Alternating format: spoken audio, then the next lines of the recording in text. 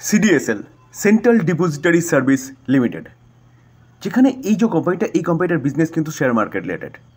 এই কোম্পানিটা আমরা যে ডিমেট অ্যাকাউন্ট ওপেন করি না, ডিমেট অ্যাকাউন্ট কার কার কাছে ওপেন করি? অনলি ফর দুটো ডিপোজিটারি রয়েছে, একটা সিডিএসএল আর একটা এনএসডিএল।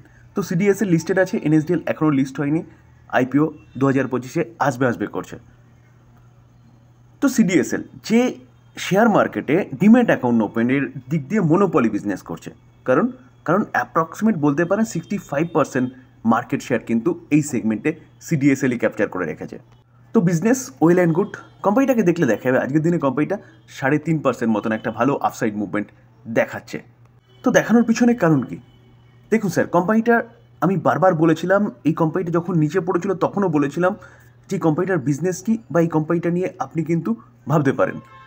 যেখানে আমরা যদি চার্ট দেখি, দেখুন লাস্ট এক মাসে দেখলে দেখা যাবে কোম্পানিটা 13% মতন একটা ভালো অফসাইড মুভমেন্ট দেখিয়েছে। কিন্তু যদি লো থেকে দেখি না, দেখলে দেখা যাবে কোম্পানিটা অ্যাপ্রক্সিমেট 25%-এর কাছাকাছি কিন্তু একটা ভালো রিটার্ন জেনারেট করে দিয়েছে।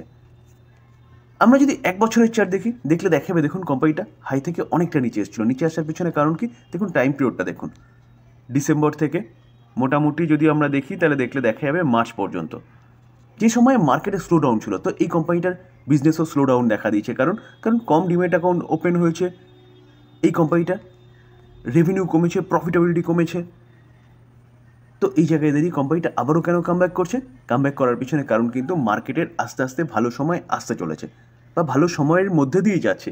প্রিভিয়াস ডিসেম্বর থেকে মার্চ পর্যন্ত এই 3টে মাসের থেকে মোটামুটি মার্চ থেকে এপ্রিল থেকে ভালো সময় আসছে, কারণ নতুন ডিমেট অ্যাকাউন্ট ওপেন হচ্ছে, মার্কেট আস্তে আস্তে উপরের দিকে ছুটতে শুরু করেছে।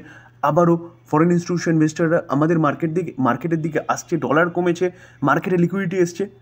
তো তার জন্য কিন্তু শেয়ার মার্কেটের বিজনেস ভালো হচ্ছে, এই কোম্পানিটারও বিজনেস ভালো হচ্ছে, যার জন্য এই কোম্পানিটার মধ্যে একটা কিন্তু ভালো কামব্যাক দেখা গেছে। কোথায়? যেটা একটু আগে দেখাচ্ছিলাম। তো এর জন্য কোম্পানিটা কিন্তু দৌড়চ্ছে। তো দেখলে দেখাবে কোম্পানিটা আজকের দিনেও 3.5% একটা ভালো মুভমেন্ট দেখাচ্ছে। আমরা যদি লাস্ট 5 বছরের কোম্পানিটার চাল দেখি না, কোম্পানিটা যখন মার্কেট কারেকশন হয় কোম্পানিটাও 50% মতন পড়ে।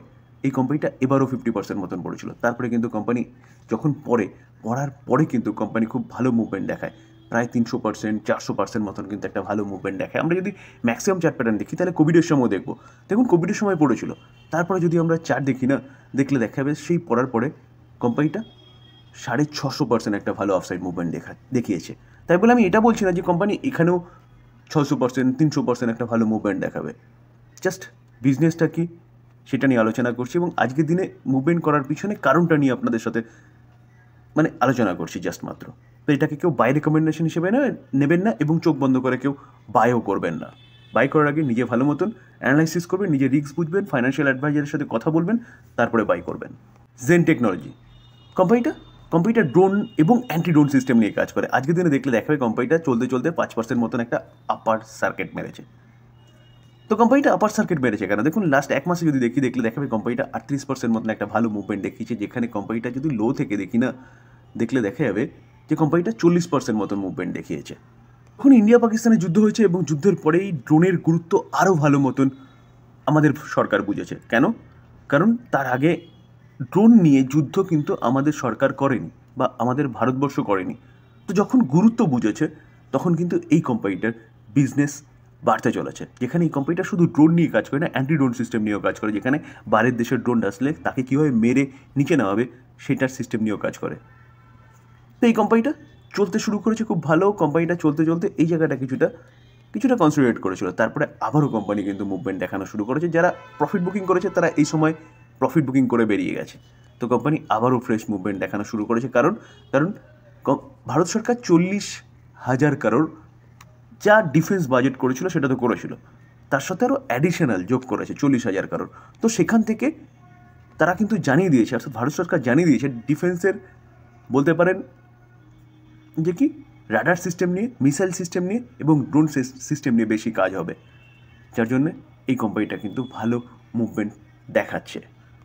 ভোডাফোন আইডিয়াকে দেখলে দেখা যাবে সুপ্রিম কোর্টের ধাক্কার পরে কোম্পানিটা আবারও সামলানোর চেষ্টা করছে। যেখানে 6.5 পর্যন্ত চলে এসেছিলো কোম্পানিটা, সেখান থেকে কিন্তু কোম্পানিটা আবারও আস্তে আস্তে 7-এর গণ্ডি পার করেছে।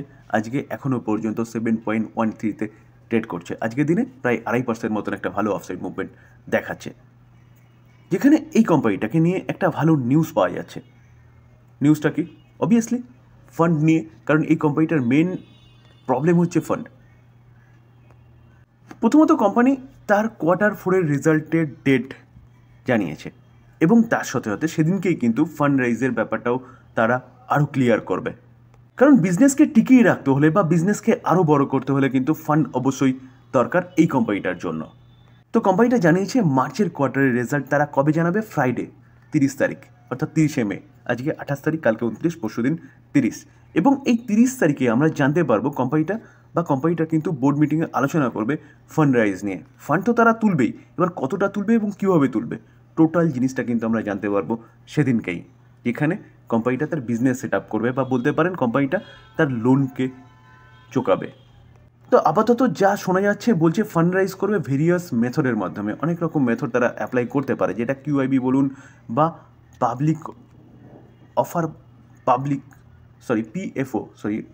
ফার্দার পাবলিক অফার, সেটার মাধ্যমে বা বলছে কি কিউআইপি প্রসেসের মাধ্যমে।